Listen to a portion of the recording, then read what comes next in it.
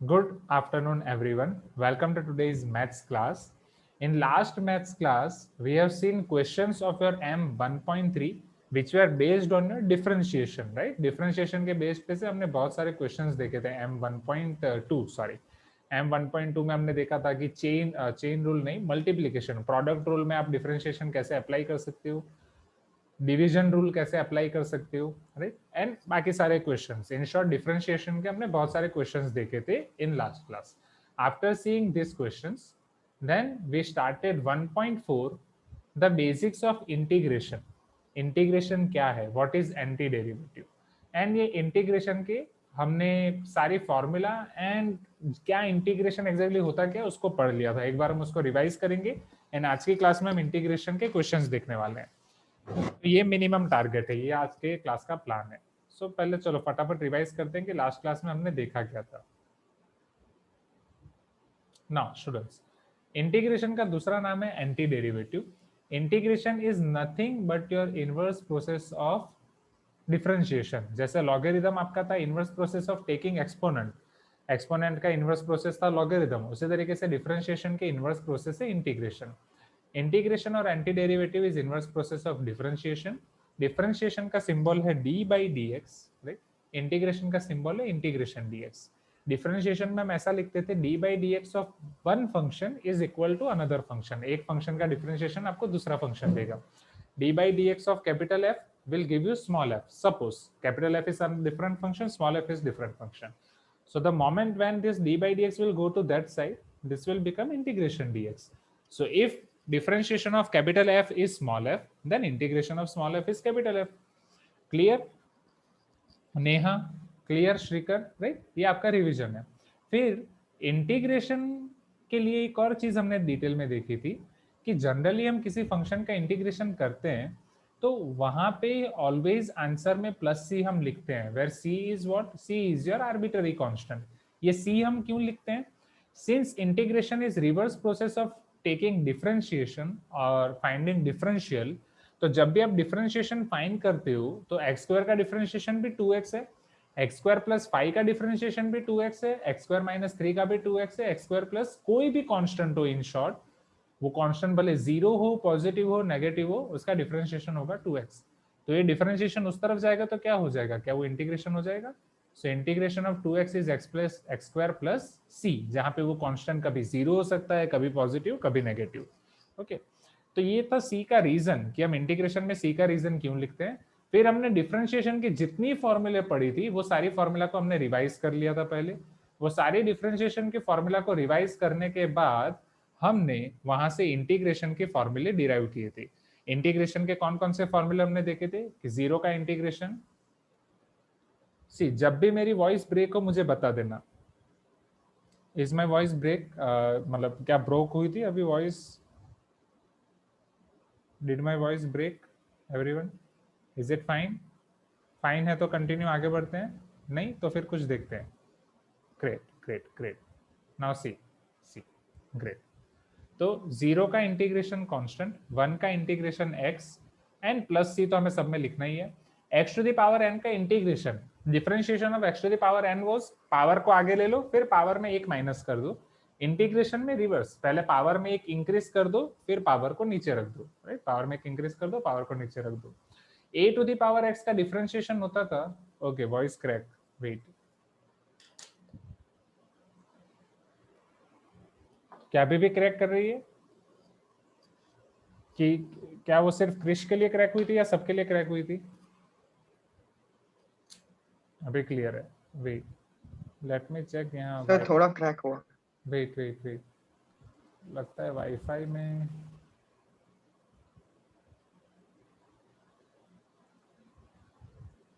Okay, what about now? हाँ भाई, BSNL में जिसके पास बीएसएनएल है सभी जगह प्रॉब्लम हो रहा है क्या? BSNL fibre net? हाँ सर, बहुत हो रहा है सर विजयनगर में। फाइबर नेट बहुत ज्यादा प्रॉब्लम हो रहा है। Okay, now see, so we are discussing about differentiation of a to the power x. a to the power x का differentiation होता है a to the power x into ln a. So इसका integration होता है a to the power x upon ln a.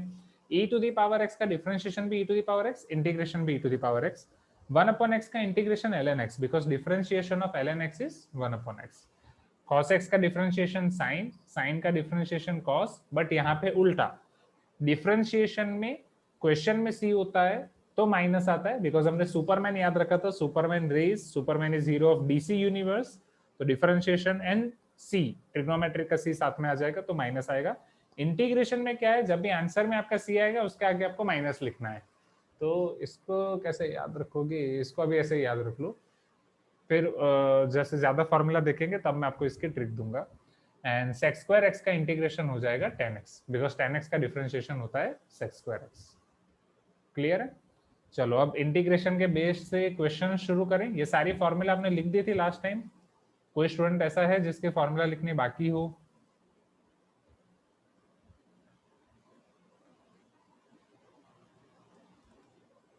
Okay great. तो चलो आपके module की हार्ड कॉपी ले लिए क्या सबने? Okay great. तो फिर आपका मॉड्यूल निकालो, M1.4 निकालो, एंड उसमें बस अभी आप पहले pre reading exercise.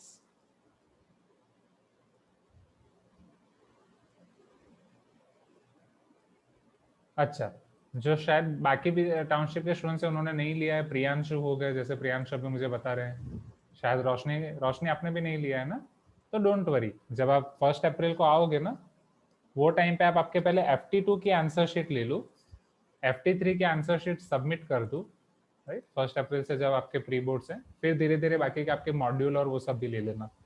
Okay, module आ गए हैं. सो प्रियांशु, रोशनी, जो भी बाकी अदर टाउनशिप के स्टूडेंट्स हैं, can you see this pre reading exercise on screen? हाँ स्निग्धो, बट सबसे पहले आपको FT3 का सबमिट करना है और FT2 का लेके जाना है. ओके चलो, प्री रीडिंग एक्सरसाइज के क्वेश्चन देख पा रहे हो on the screen? Question 1 2 3 4 5. Okay, I am getting one important call, just ये कुछ क्वेश्चंस ट्राई करो.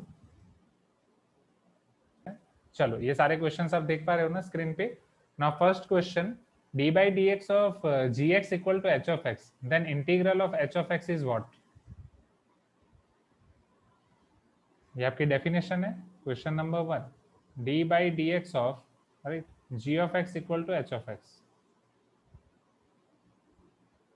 तो ये डिफरेंशिएशन उस तरफ जाएगा तो क्या हो जाएगा? Isn't it integral h of x? Integral h of x का आंसर क्या आएगा? g of x. Is this clear? और कुछ? Yes, very good Snigdho, yes very good Krish, very good Suhan. Plus c भी आएगा कि नहीं, राइट, बिकॉज जब भी आप इंटीग्रेशन करते हो एक एक्स्ट्रा साथ में क्या आ जाएगा? Plus C. So here answer should be g of x plus c. Is this clear everyone? Second question is trick away your definition. Formula integral cos x dx. cos x का integral क्या है? sin x या minus sin x? sin x plus c plus c. Question number 3, integral minus 1 upon x square dx, minus 1 upon x square dx. Okay चलो 1 by 1 करेंगे. पहले minus बाहर आ जाएगा, ये x to the power -2 dx. बोलो integral x to the power n dx क्या होता है? What is the value of integration of x to the power n dx? Integration of x to the power n is nothing but your x to the power n plus 1 by n plus 1 plus c. Clear everyone? We know this formula, right? X to the power n. Bhavna, Manogna, clear है ना? Joel, Navya, right? Integral x to the power n equal to x to the power n plus 1 by n plus 1 plus c. So here minus sign as it is, this minus sign as it is, x to the power -2 plus 1 upon -2 plus 1 plus c.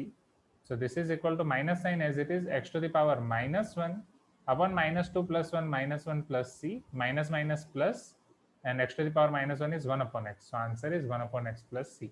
ये आप directly भी कर सकते हो क्योंकि 1 upon x का differentiation -1 upon x square होता है, तो -1 upon x का इंटीग्रेशन होगा 1 upon x plus c. Is it clear everyone? Are you getting my point? यहाँ तक कोई डाउट है? यहाँ तक easy? Question 1 2 3, right. Question 4 and 5 हम अभी नहीं करेंगे, ये हम बाद में करेंगे, राइट। ये इंटीग्रेशन के बाद अभी तक जो हमने देखा इसको बोलते हैं इनडिफाइनाइट इंटीग्रेशन। इसके बाद हमें डिफाइनाइट इंटीग्रेशन भी देखना है, एंड उसका इनडिफाइनाइट इंटीग्रेशन से क्या रिलेशन है, राइट। जस्ट यहाँ पे आप देख सकते हो आपके पास लोअर एंड अपर लिमिट है, 2 to 4 है, 0 डिग्री टू 45 डिग्री है, वो बाद में देखेंगे, अभी नहीं। अभी के लिए ये 3 क्वेश्चंस इनफ है। तो ये 3 क्वेश्चंस जल्दी जल्दी आपके रेगुलर बुक में लिख दो, फिर हम इन क्लास एक्सरसाइज के क्वेश्चंस देखते हैं।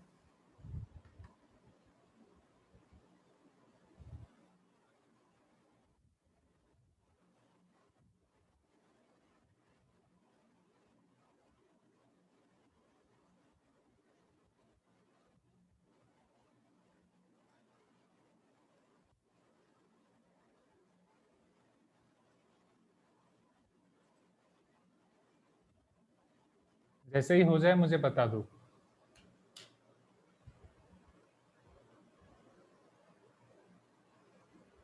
एंड जो विद्यानगर स्टूडेंट्स है प्लीज आप आपके FT2 के आंसर शीट्स आज कलेक्ट कर लो एंड FT3 का सबमिट कर दो। ओके, यस हो गया। स्निग्धो स्पेलिंग इतना हो गया है। Can I import in class exercise questions now?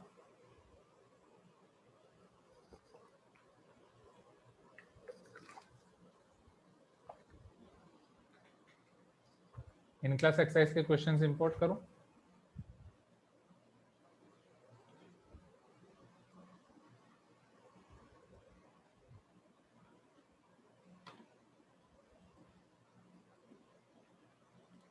Chinmayi clear है?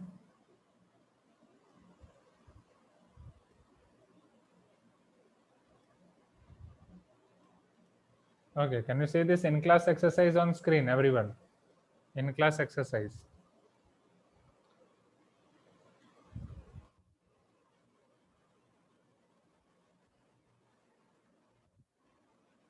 Find the antiderivative of each of the below function using the knowledge of the differentiation of standard function and the chain rule. तो chain rule अभी हमने नहीं पढ़ा है, तो chain rule का एक ही क्वेश्चन है, वो अभी हम नहीं करेंगे, ठीक है ना।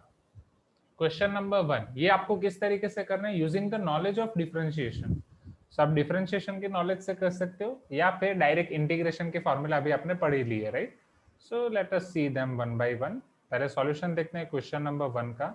Question number 1 is your f of x is equal to x cube। आपको इसका एंटी डेरिवेटिव फाइंड करना है। What is the meaning of anti derivative? Integration only, and integration i से शुरू होता है, इसलिए हम इसको लिखेंगे i is equal to integral of f of x dx, which is equal to integration x cube dx. Is this clear? I is equal to integral x cube dx first, everyone. Now who will apply formula here? Yashika, can you tell me?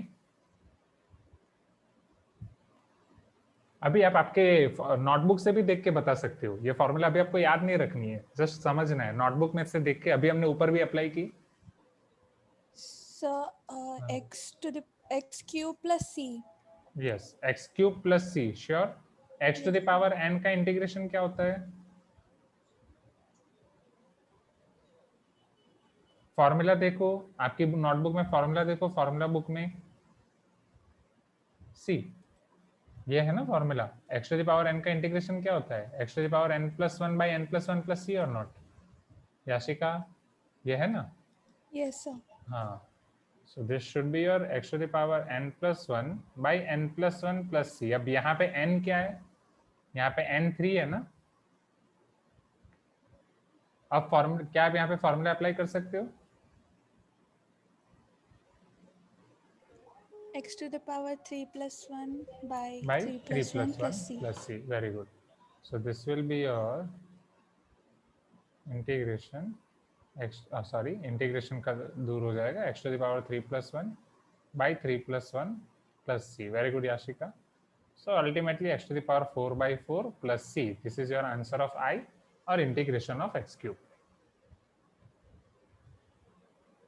एकदम easy peasy lemon squeezy questions है, right everyone. चलो integration -5,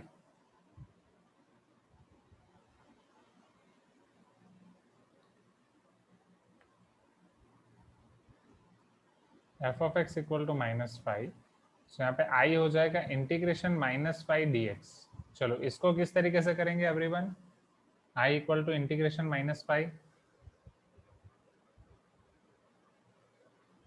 minus बाहर लेंगे, okay, पाई को भी बाहर ले सकते हैं ना, -5 इंटीग्रेशन 1 dx। अब इंटीग्रेशन 1 dx हमने नहीं पढ़ा है, वो आप फॉर्मूला बुक में लिख दो, यस लिख दो, वेरी गुड। इंटीग्रेशन 1 पढ़ा है ना ऑलरेडी, हाँ ये रहा, integration 1 dx equal to x और not, yes Priyanshu. Integration 1 dx is what, x plus c और नॉट, हाँ या ना, कुछ तो बोलो, राइट।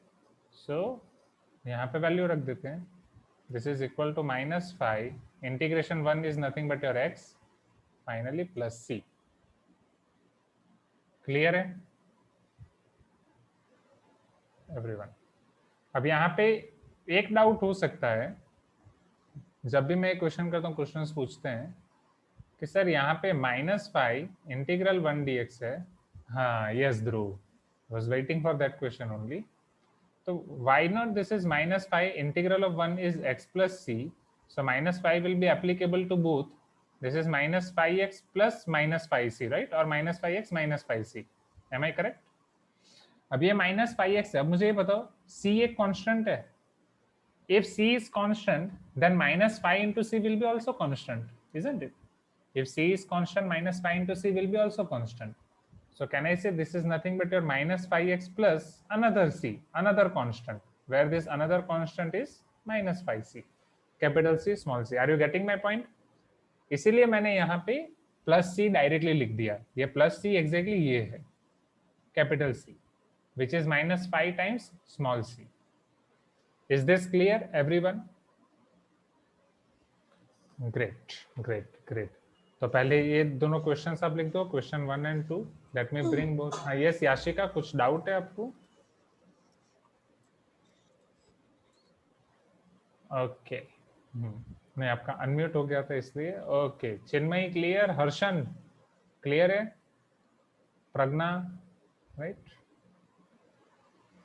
स्मरणिका पता चल रहा है ना? ओके चलो फटाफट इन दोनों को लिख दो, फिर हम नेक्स्ट क्वेश्चन देखते हैं।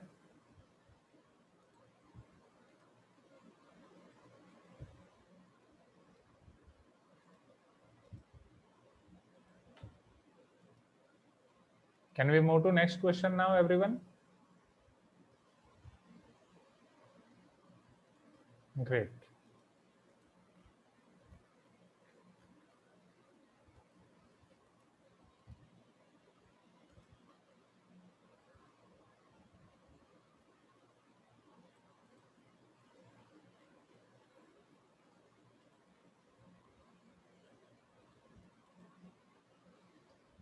क्वेश्चन 3 में आपके पास है f of x equal to x by 3, f of x equal to root x, f of x equal to 4x square minus 3x plus 7, ये सब हम कर सकते हैं।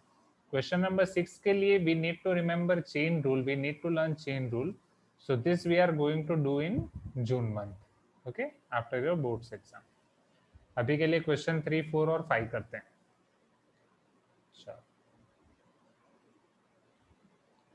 f of x equal to x by 3. Now who will try this integration of x by 3? Raise your hand. I is equal to integration x by 3 dx. Just आपको formula use करनी है, बोलो श्रीकर किस तरीके से करेंगे? सर 1/3 पहले पीछे ले लेंगे। ओके 1/3 को बाहर ले लिया, इंटीग्रेशन x dx, बोलो x का इंटीग्रेशन क्या होता है?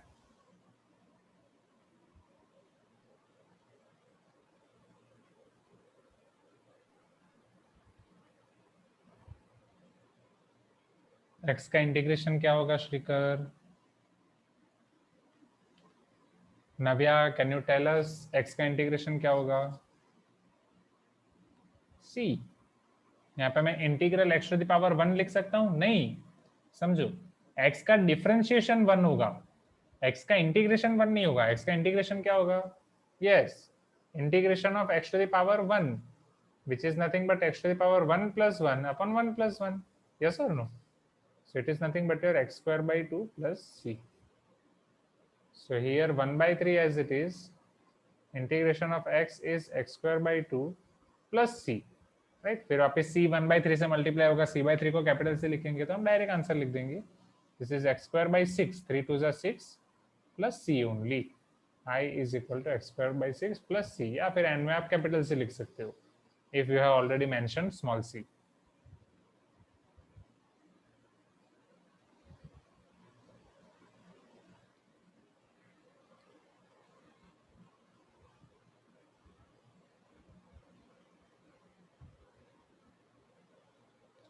यहाँ तक क्लियर है question number 3? Can we jump to question number 4 now? Question 3 is damn easy.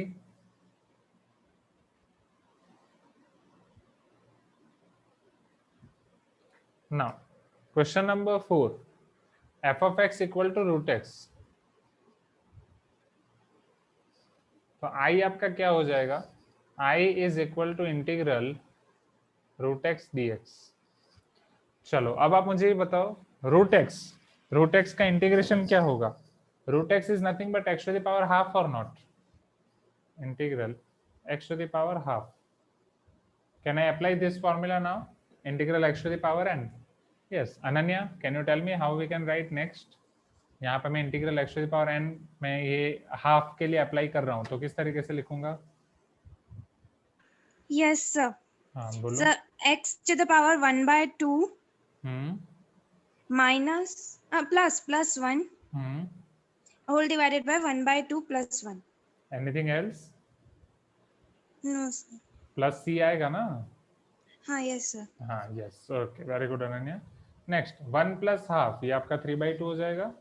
Similarly नीचे 1 प्लस हाफ, वो भी आपका हो जाएगा 3/2 प्लस c, ये 2 ऊपर चला जाएगा।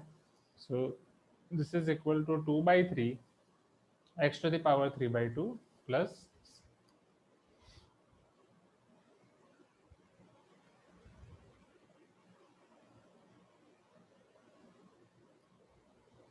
Question number 4। Note down this quickly. Sir उसको रूट एक्स क्यूब लिख सकते हैं? डेफिनेटली, रूट के अंदर एक्स क्यूब लिख सकते हो या रूट एक्स का क्यूब लिख सकते हो, चलेगा, x to the power 3/2।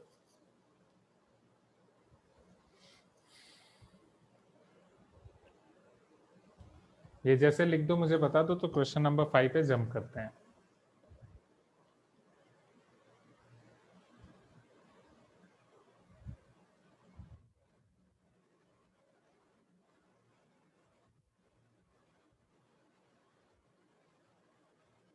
Okay.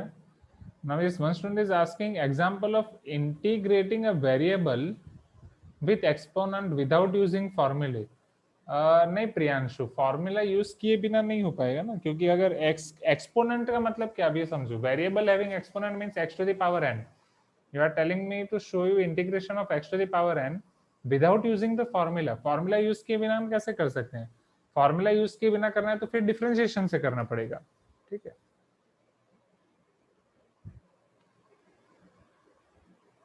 Now wait Krish, wait. अब क्रिश बोल रहे हैं कि सर अगर इसको मैंने root x to the power cube लिखा है, राइट, तो वो 2 रूट एक्स हो जाएगा। नहीं, वो 2 रूट एक्स नहीं होगा क्रिश। सी, अगर आप रूट एक्स क्यूब लिख रहे हो तो वो आपका होगा root x into root x into root x. So root x into root x x हो जाएगा, ज्यादा से ज्यादा वो एक्स इंटू रूट एक्स हो जाएगा। ओके, वो आपका 2 रूट एक्स नहीं होगा, एक्स रूट एक्स हो जाएगा। So yes, Priyanshu is telling sir of we can predict what can be its derivative। हाँ, वो आप कर सकते हो, वो उसके रिवर्स प्रोसेस। अब समझो जैसे यहाँ पे अब x/3 है तो 1/3 तो बाहर है कांस्टेंट। बोलो x किसका डिफरेंशिएशन होगा? x² का, डेफिनेटली, हाँ या ना? We know that x can be your differentiation of x², but exactly x is your, or I can say particularly 2x is differentiation of x². So x can be differentiation of x²/2 like that।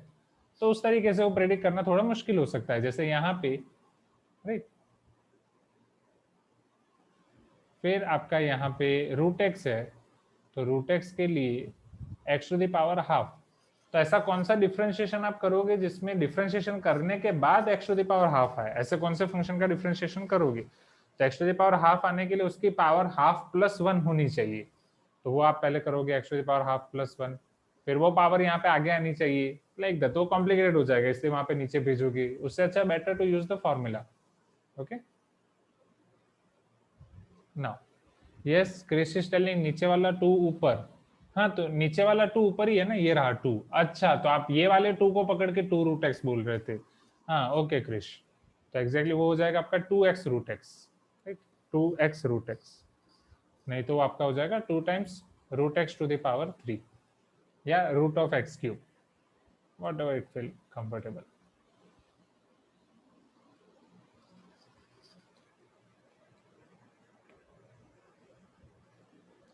Okay, can we move to question number 5 now, everyone?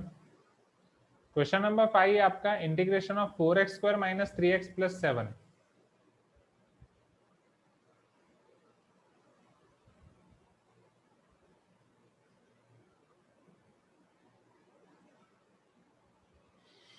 Integration of 4x square minus 3x plus 7 dx.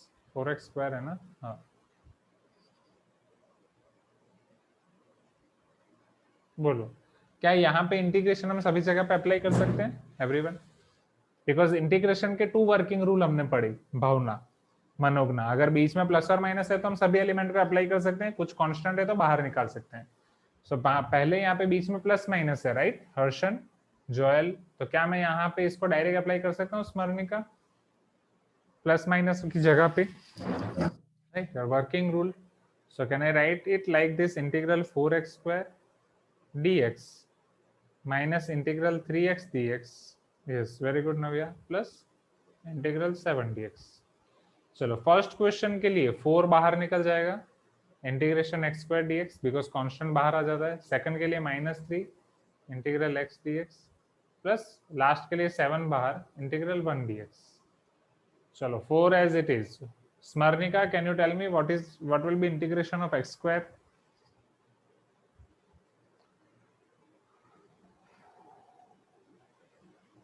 Sir x square sir x to the power 2+1 होगा और by 2+1 होगा। Very good स्मरणिका। मुझे x to the power 1 का integration कौन बताएगा? बोलो प्रीति।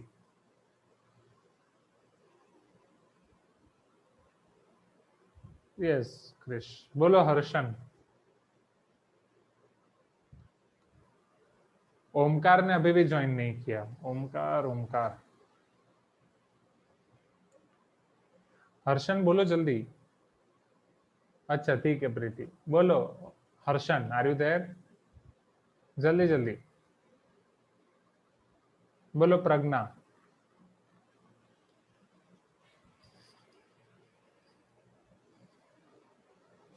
X square by 2 very good, right. Plus सी हम direct last में लिख देंगे, प्लस 7।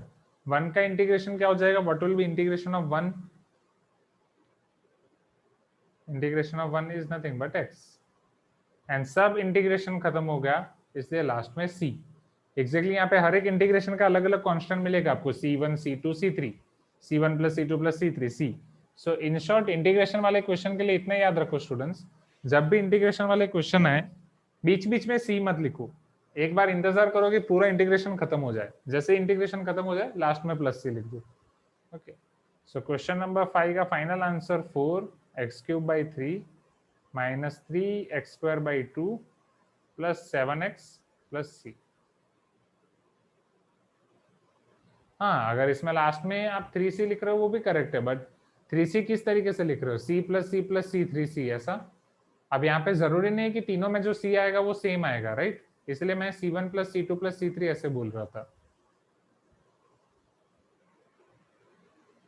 इसलिए इंटीग्रेशन का थंब रूल याद रखो, पूरा इंटीग्रेशन खत्म हो जाए तभी आपको c लिखना है, ओके, बीच में नहीं। जैसे पूरा इंटीग्रेशन खत्म हो जाता है वो टाइम पे आप प्लस से लिख दो लास्ट में।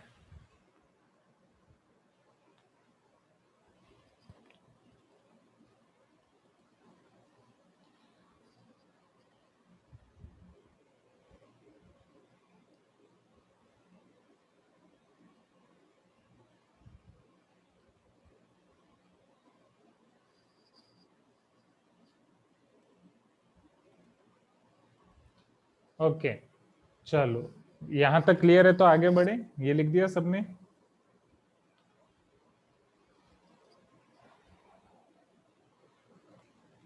Can we move forward? Snigdhu, Shrikar, Preeti, Pragya, Neha, right? चलो ग्रेट। चिन्मयी, ये सारी चीजें एकदम आसान है।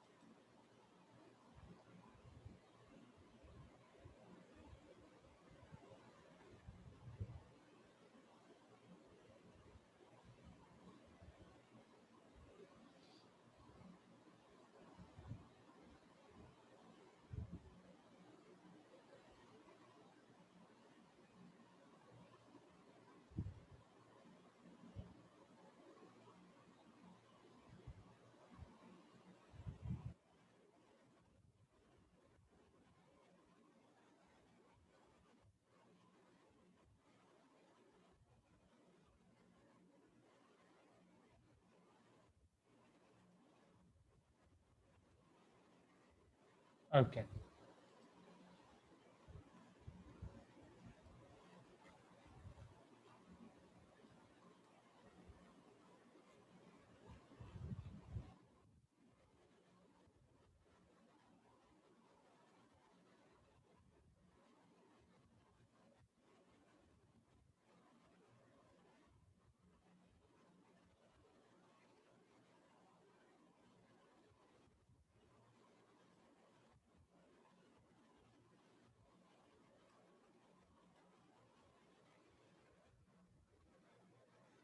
अब जब हमने 1.4 स्टार्ट किया था स्टूडेंट्स, मैंने आपको बोला था कि हमें यहाँ पे 4 टॉपिक देखने हैं। Anti derivative of function, anti derivative of standard function, जहाँ पे सबसे पहले हमने एंटी डेरिवेटिव की डेफिनेशन पढ़ी, स्टैंडर्ड फंक्शन के एंटी डेरिवेटिव देखे, इतना हमने ऑलरेडी देख लिया है। अब हमें देखना है indefinite and definite integration and area under curve, ये दोनों चीजें।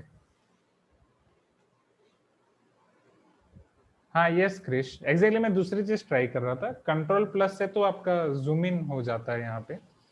ओके मुझे एग्जैक्टली इन सबको रीसाइज कर देना था, वांटेड टू डू, बट मैं मुझे लगा सब एक साथ हो जाएगा, बट सेपरेटली करना पड़ेगा, तो मैं सोचा चलो बाद में कर दूंगा। चलो see here everyone,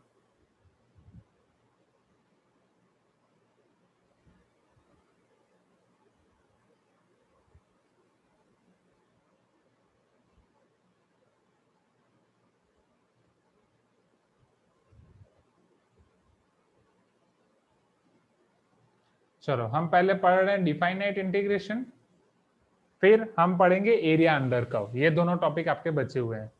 now what is the difference between indefinite and definite integration? Integration का ये मतलब है, ये आप ऑलरेडी पढ़ चुके हो, ये इंटीग्रेशन के बारे में आप ऑलरेडी पढ़ चुके हो,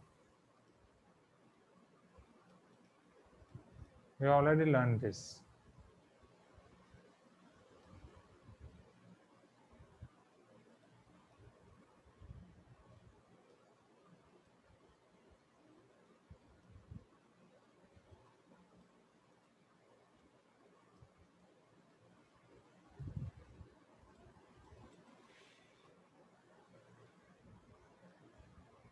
ठीक है अभी के लिए इतना इनफ है।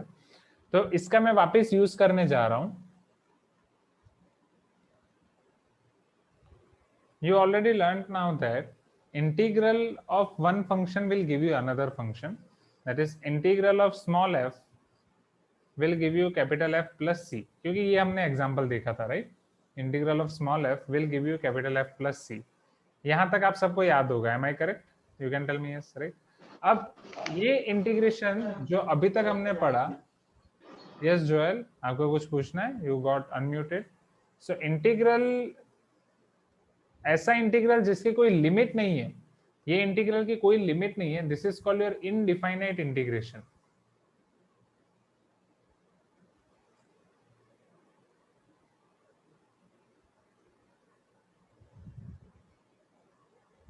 फिर ऐसा इंटीग्रेशन जिसकी लिमिट हो, ऐसा इंटीग्रेशन जिसकी लिमिट हो, that is called your definite integration. Integral a to b f of x dx,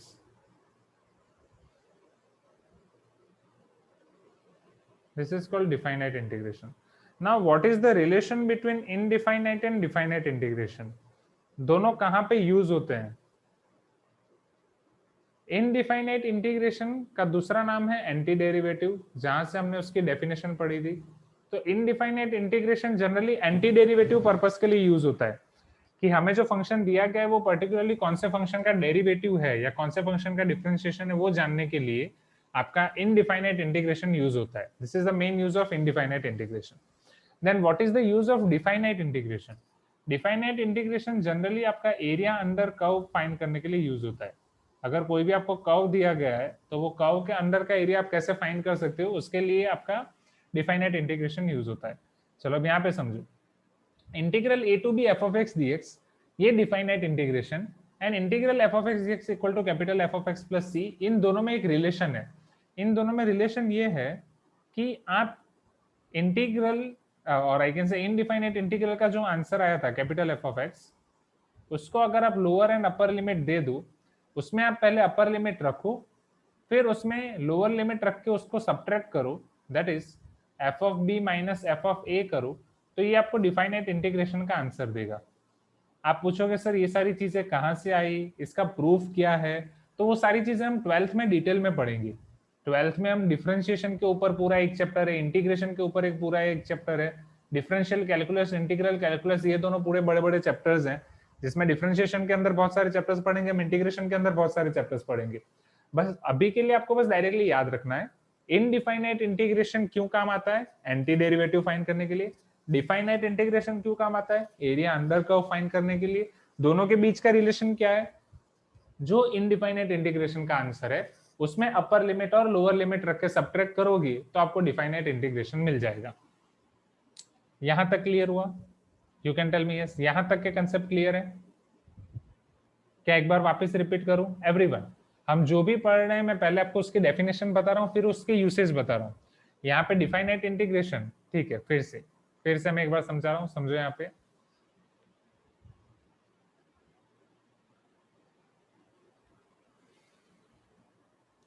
अभी तक हमने जो भी इंटीग्रेशन पढ़ा उसे इनडिफाइनाइट इंटीग्रेशन बोलते हैं। This indefinite integration is used to find anti derivative only. Anti derivative का मतलब क्या है? ऐसा कौन सा फंक्शन है जिसका डिफरेंशिएशन स्मॉल f है? ऐसा कौन सा फंक्शन है जिसका डिफरेंशिएशन स्मॉल f है? That is capital F, because starting में हमने ये देखा था कि कैपिटल F का डिफरेंशिएशन स्मॉल f है। तो स्मॉल f का अगर मैं इंटीग्रेशन कर रहा हूं तो उसका इंटीग्रेशन मुझे कैपिटल F देगा। सो इंटीग्रेशन से बेसिकली हम क्या फाइंड कर रहे हैं? ऐसा कौन सा फंक्शन है जिसका डिफरेंशिएशन हमें स्मॉल f मिल रहा है। पहले इतना clear, only this part, indefinite integration and anti derivative part, यहां तक क्लियर है ना? Okay, yes. Krish is telling voice break again. Check. Still is it breaking? Virtual background थोड़ा fluctuate कर रहा है।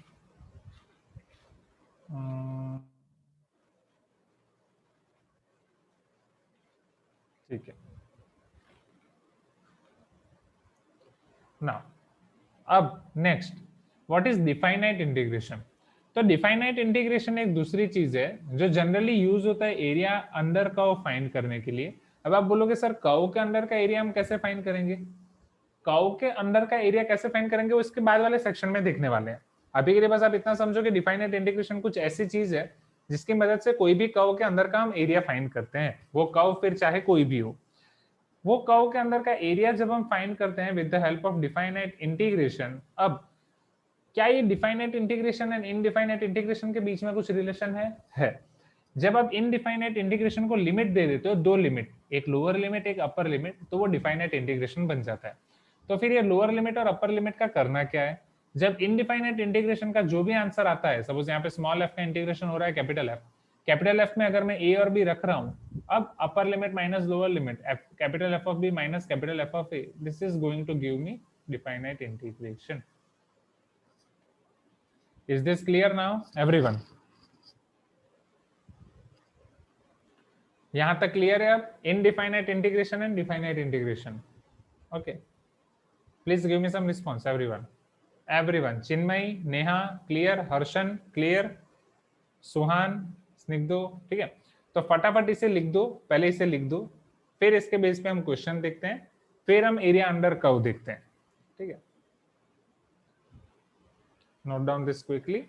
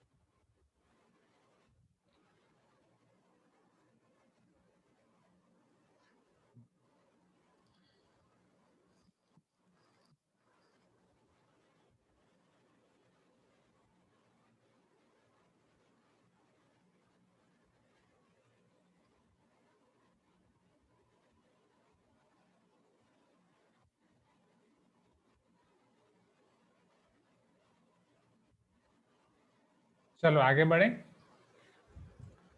इसके बेस पे कुछ क्वेश्चंस देख लेते हैं.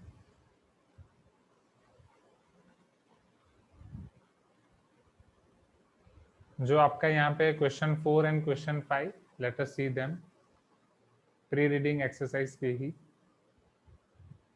Question number 4 is integral 2 to 4 2x dx.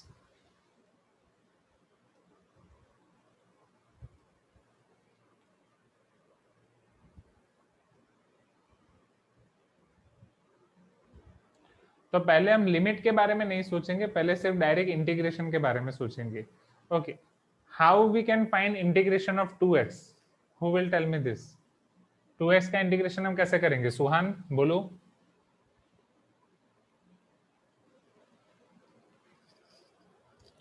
Sir पहले 2 को बाहर ले लेंगे. ओके, 2 को बाहर निकाला, फिर x to the power 1 plus 1 by x 1 plus 1. Very good. So can I right directly here this is 2, इसको मैं x स्क्वायर बाई 2 लिख सकता हूँ. Okay, limit 2 to 4.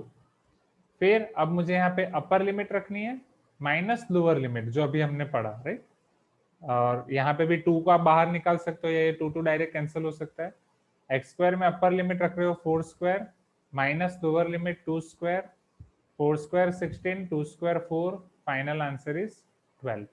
16 minus 4 12.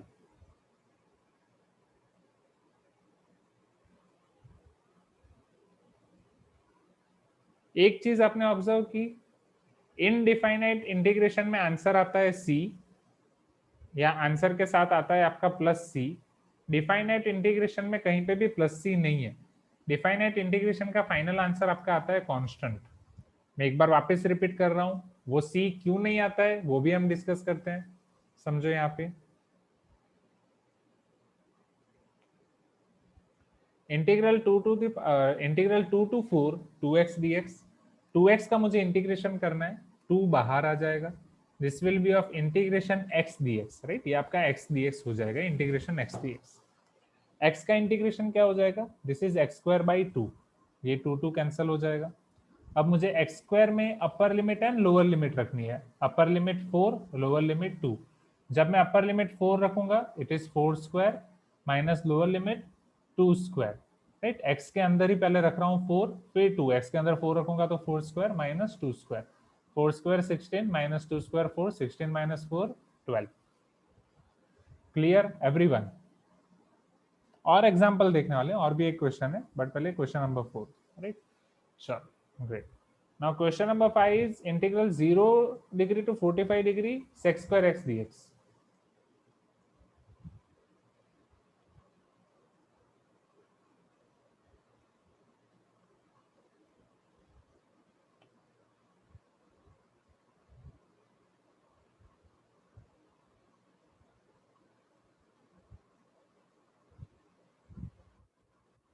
Now what is integration of sec square x? Chinmay can you tell me what is integration of sec square x? Formula आपके पास है ही।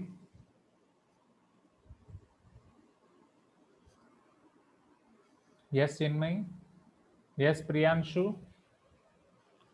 10x integration of sec square x is 10x। Lower limit 0, upper limit 45। तो पहले मैं upper limit put कर रहा हूँ 1045 minus lower limit 10 yes okay Chinmay. Plus c यहाँ पे हम नहीं लिखेंगे, क्यों नहीं लिखेंगे वो अभी समझा रहा हूँ।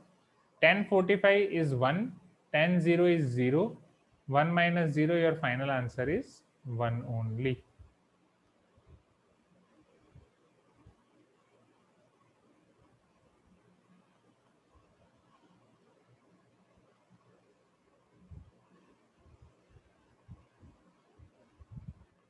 Integral 0 to 45 integral sec square x dx answer is 1. ये फटाफट लिख दो क्वेश्चन 5। फिर हम आगे पढ़ते हैं एरिया अंडर कर्व, और उससे पहले डिफाइनाइट इंटीग्रेशन में सी क्यों नहीं आता है, ठीक है।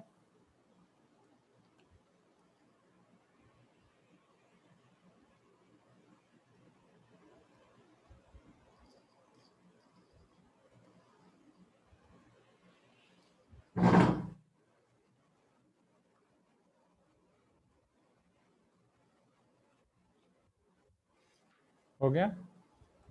उसके बाद IC2 करेंगे क्रिश। IC2 आपका एरिया अंडर कर्व के ऊपर है।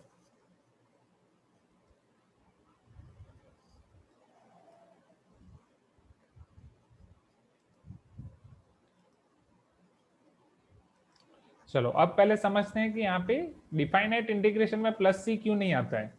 अगर आप यहाँ पे ऑब्जर्व करो students, let me give you here one observation. This is indefinite integration. Indefinite integration में सी आ रहा है, डिफाइनाइट इंटीग्रेशन में आपका प्लस सी कहीं पे भी नहीं है। Can you see? Right, now what is the reason behind this, let us see. Yes Priyanshu, what you think is correct, कि यहाँ पे जब हम बीच में सब्ट्रैक्शन करते हैं उसमें सी कैंसिल हो जाता है। सपोज मैं यहाँ पे सी की वैल्यू रख रहा हूँ, so integral a to b f of x dx, ये आपका क्या हो जाएगा, this will be your capital f of x plus c, जिसमें लोअर लिमिट a और अपर लिमिट b हमें सब्सटीट्यूट करनी है। If I substitute upper limit then I subtract by putting the lower limit. चलो मैं अपर लिमिट रख रहा हूँ, तो ये क्या हो जाएगा, f of b plus c होगा। Am I correct? Because c तो कांस्टेंट है, c में आप b रखो a रखो कुछ फर्क नहीं पड़ता। फिर मैं a रख रहा हूं, so minus f of a प्लस c। ओके चलो। Yes now Snigdho is asking sir क्या दोनों सी यहाँ पे सेम है, यहाँ पे अलग नहीं होंगे? नहीं, यहाँ पे सेम है। क्यों? क्योंकि यहाँ पे एक ही इंटीग्रेशन है। तो ये स्मॉल f का जो कैपिटल F आने वाला है, एक बार वो टाइम पे जो आ गया है, वो टाइम पे c की जो वैल्यू आई है, एज फॉर एग्जांपल 3 आई है, 4 आई है, 5 आई है, 10 आई है, उसी पे हम अपर लिमिट लोअर लिमिट दे रहे हैं। तो c की जो वैल्यू आ रही है यहाँ पे वो सेम रहेगी, वो दोनों c आपके सेम रहेंगे। यहाँ पे बस हम उसमें upper limit and lower limit रख रहे हैं, तो लिमिट रखने से c में कोई चेंज नहीं होने वाला है। So this is equal to f of b plus c minus f of a minus c, plus c minus c will get cancelled out. So this is nothing but your f of b minus f of a. So integral a to b f of x dx is equal to f of b minus f of a.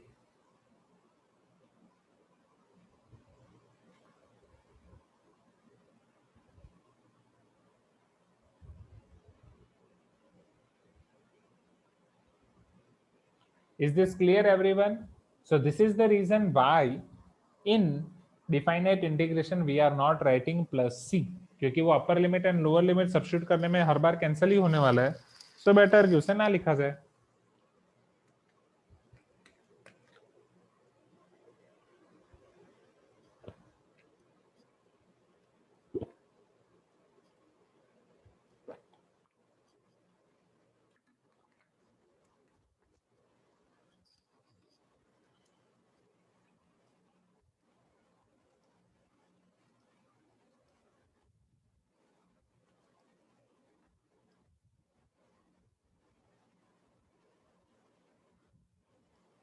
एक in class exercise 2 का पहले question कर देते हैं। ठीक है, वो area under curve के बिना हो जाएगा, फिर बाकी के क्वेश्चन एरिया अंडर कर्व पढ़ के करते हैं।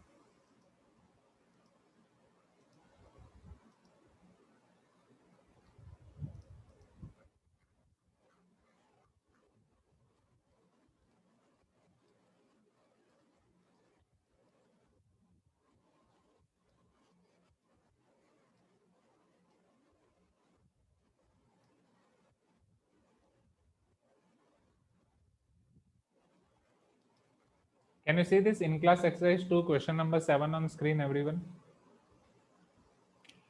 स्निग्धो आपका डाउट क्लियर है ना? दोनों सी सेम क्यों है, अलग क्यों नहीं है, वो क्लियर है? Now see here everyone. Using the concept of definite integration, solve the following questions. Question number 7. The velocity of a particle is given by v equal to 2t.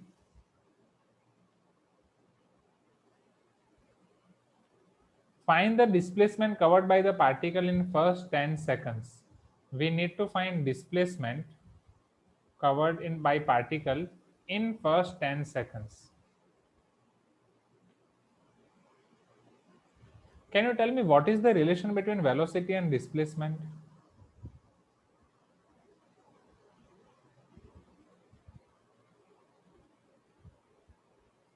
Velocity और displacement के बीच में relation कौन सा है? Raise your hand Harshan, can you tell me? Joel, yes Krish, yes Ananya, yes Dhruv. Rate of displacement नहीं, I can say rate of change of displacement, right? हाँ, so majority of the students are replying sir velocity is nothing but it is displacement divide by time. Clear है? It is displacement divide by time. और rate of change of displacement is velocity. मैंने आपको दो velocity पढ़ाई थी, अभी तक class 9th में आप एक ही वेलोसिटी जानते थे। जब हमने डिफरेंशिएशन पढ़ना शुरू किया, हमने दो वेलोसिटी पढ़ी थी, एक एवरेज वेलोसिटी, एक इंस्टेंटेनियस वेलोसिटी। एवरेज वेलोसिटी के लिए हम क्या फाइंड करेंगे? Slope of second. Instantaneous velocity slope of tangent, and slope of tangent is related with ds by dt। Instantaneous velocity is ds by dt। अभी तक जो आप ये करते थे डिस्प्लेसमेंट बाय टाइम, ये चीज आप यूज करते थे क्लास 9th तक। क्लास 11th के फिजिक्स में जैसे ही आप वेलोसिटी पढ़ोगे, you are going to learn velocity equal to ds by dt। Physics में कौन सा चैप्टर चल रहा है आपका?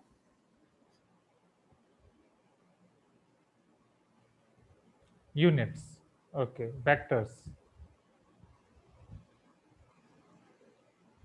तो उसके बाद वाले चैप्टर में ये चीज आप पढ़ोगे, वेलोसिटी, डिस्प्लेसमेंट एंड टाइम। यहां तक क्लियर है everyone? Velocity, displacement and time, v equal to ds by dt। rate of change of displacement is velocity। now since v equal to ds by dt है, अब यहां से आपको velocity दिया गया है, समझना, v equal to ds by dt। आपको वेलोसिटी दी गई है, आपको डिस्प्लेसमेंट फाइंड करना है।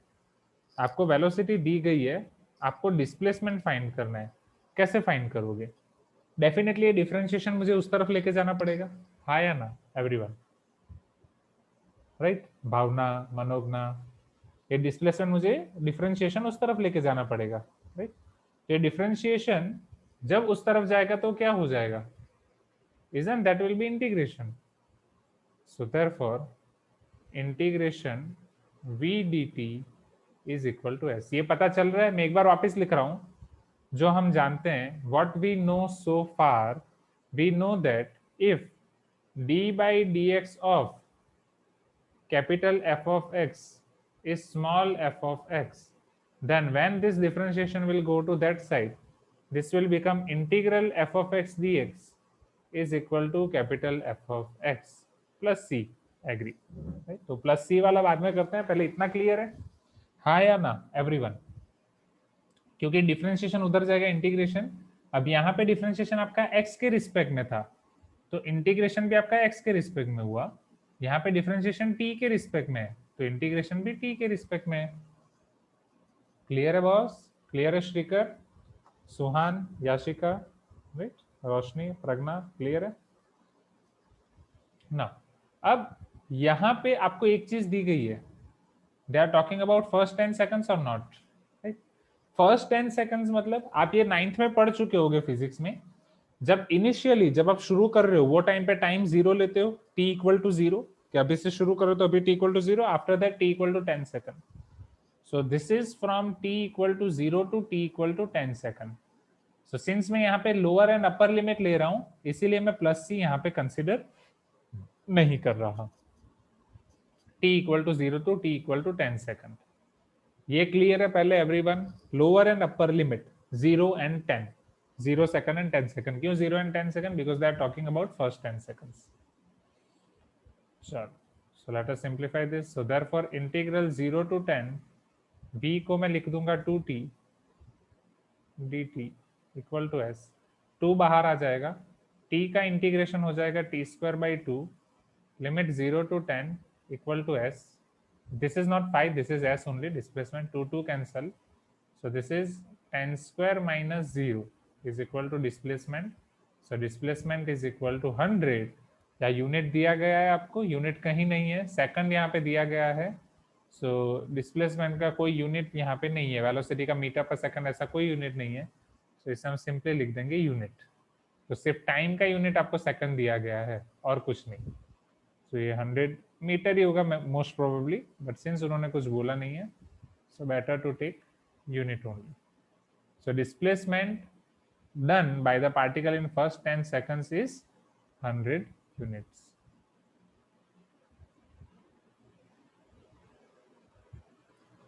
Is this clear everyone? पता चला ये question? Note down this quickly. Meanwhile मैं आपकी अटेंडेंस ले लेता हूं.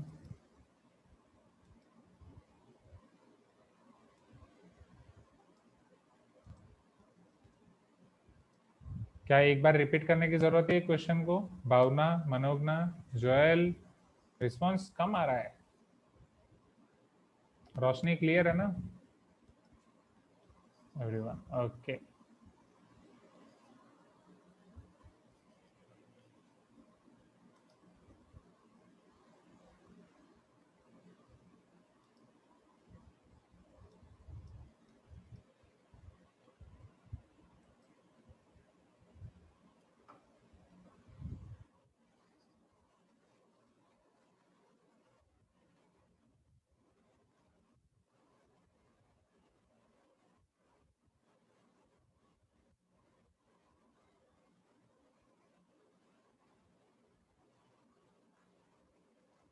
हाँ, नो प्रॉब्लम प्रियांशु, ये तो अभी शुरुआत है ना.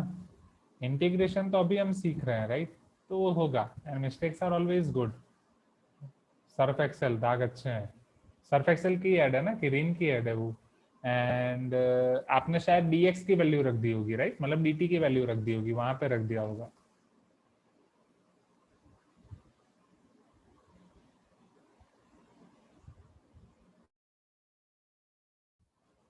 Okay, so after this question, let us see now area under curve.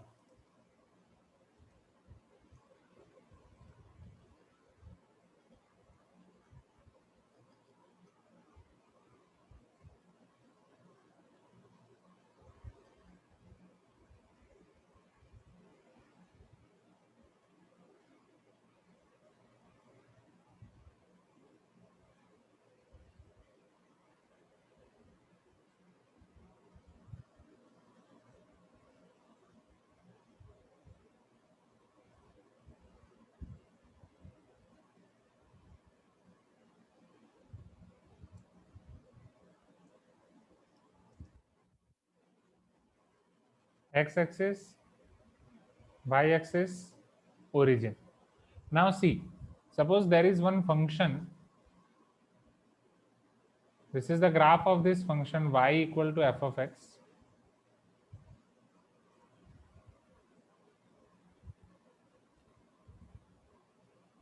These are two ordinates, two vertical lines.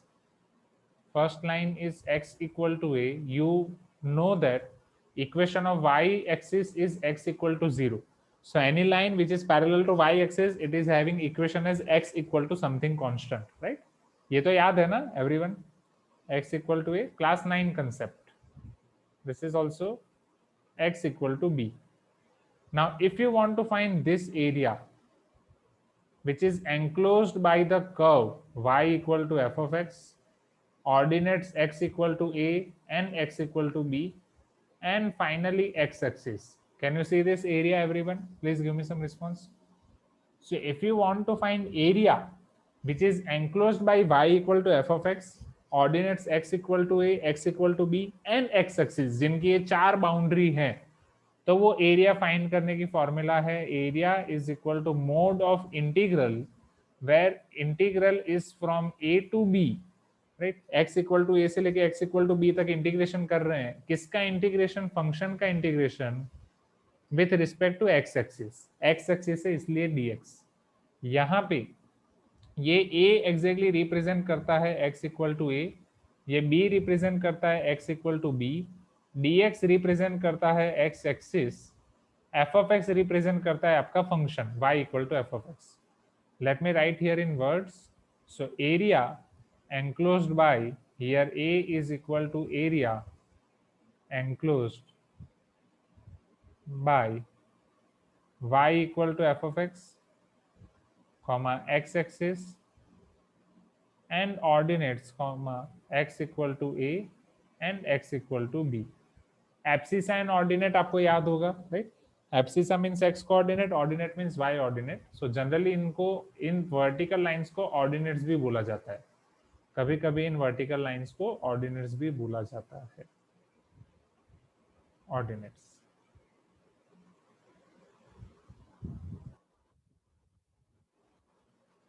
Okay, x equal to a, x equal to b. यहां तक क्लियर है everyone? Any doubt in this? So area is nothing but your mod of integral, जहां पे i की value है ये.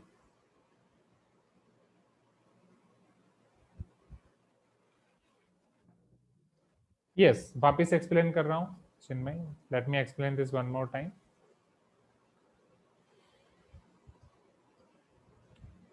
area enclosed by y equal to f of x, x axis, x equal to a and x equal to b is given by area equal to mod I, where I is equal to integration from a to b f of x dx, where a is nothing but your x equal to a line, b is nothing but x equal to b line, f of x is nothing but this is curve y equal to f of x, and dx is nothing but your x axis. So if you combine these four things, which is y equal to f of x equal to a, x equal to b and dx और x axis, ये चारों boundary से जो आपको मिलेगा, this is nothing but your area bounded by or area enclosed by all these four boundaries that you can find by using area equal to mod I, where I is nothing but your integration of a to b of f of x with respect to x axis dx, integral a to b f of x dx. Clear? Area under curve. चलो, ये concept पहले आप फटाफट लिख दो. अब इसके basis पे क्वेश्चंस देखते हैं.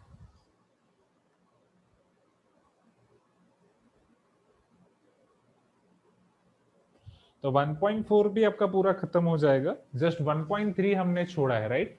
1.3 is chain rule and maxima minima. फिर अगर नेक्स्ट क्लास में 1.3 करेंगे तो फिर रिवीजन रह जाएगा, राइट?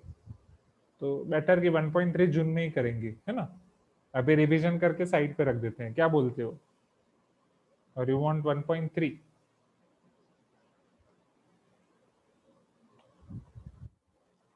चलो आगे बढ़े एवरीवन. रिवीजन ना, ठीक है. इसके क्वेश्चंस देखें आप.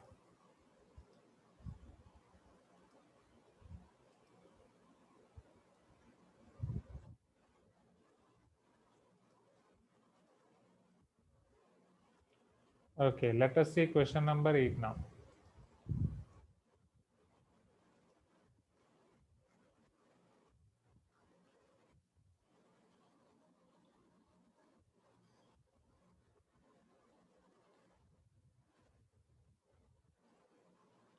Can you see this question number 8 on screen? क्या स्क्रीन पे क्वेश्चन नंबर 8 आपको दिख रहा है?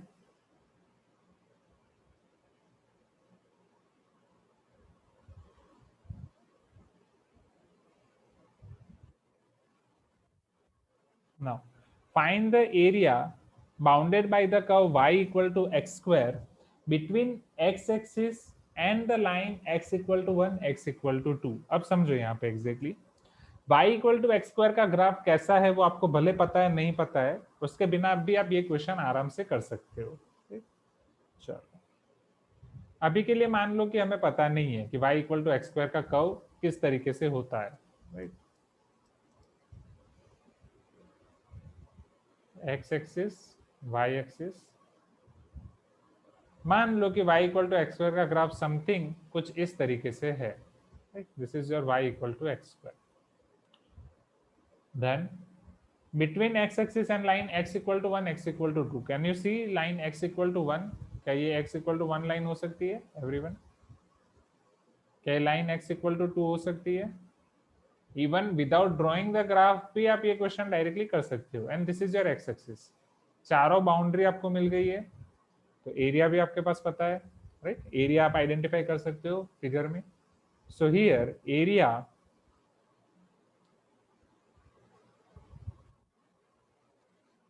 बाउंडेड बाय,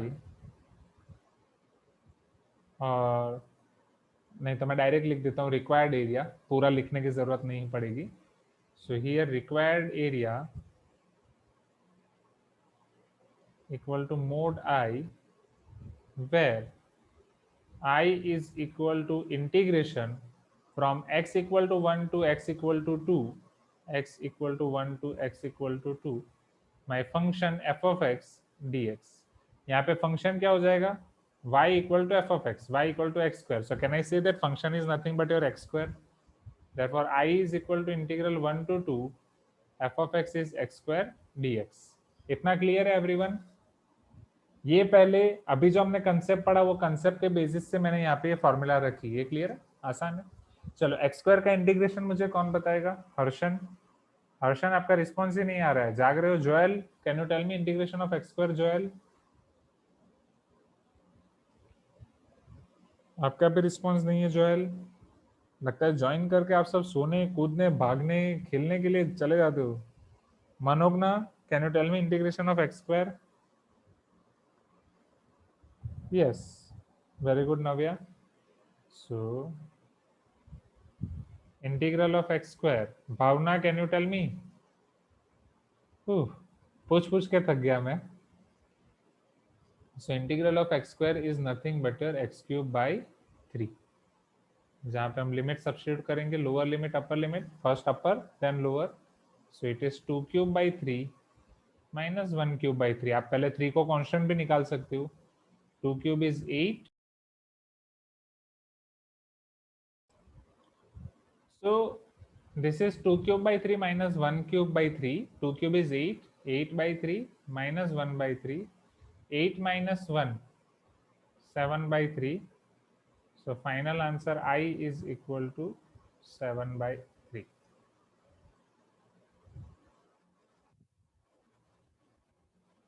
But I आपको 7 by 3 मिला है, एरिया अभी फाइंड करना बाकी है. So area is equal to mod I, it is equal to mod 7 by 3. So final answer is 7 by 3. Therefore required area equal to 7 by 3 units.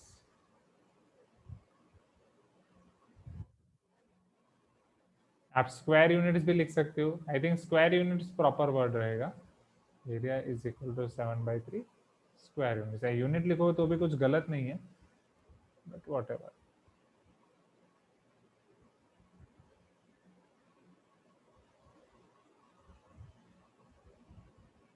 Okay, so note down this question first. Question मतलब solution only. Question number लिख दो. Yes, Joel आपका response अभी है. Sir mode का use किया है. Exactly अभी तक जितने भी हमने फंक्शन देखी वो अबो एक्स एक्सिस है. अब डिफाइनाइट इंटीग्रेशन में क्या होता है? अबो एक्स एक्सिस वाले फंक्शन का जब आप इंटीग्रेशन करते हो तो आंसर पॉजिटिव मिलता है. बिलो एक्स एक्सिस ऐसे फंक्शन जो नेगेटिव होंगे, जो बिलो एक्स एक्सिस होंगे, तो तब जब आप उसका इंटीग्रेशन करोगे तो उसका आंसर आपको नेगेटिव मिलेगा. तो वो नेगेटिव आंसर को पॉजिटिव करने के लिए मोड यूज होता है, क्योंकि एरिया आपका कभी नेगेटिव नहीं हो सकता. बट क्या क्या आपके डिफाइनाइट इंटीग्रेशन का आंसर नेगेटिव हो सकता है? यस, डिफाइनाइट इंटीग्रेशन का आंसर नेगेटिव हो सकता है.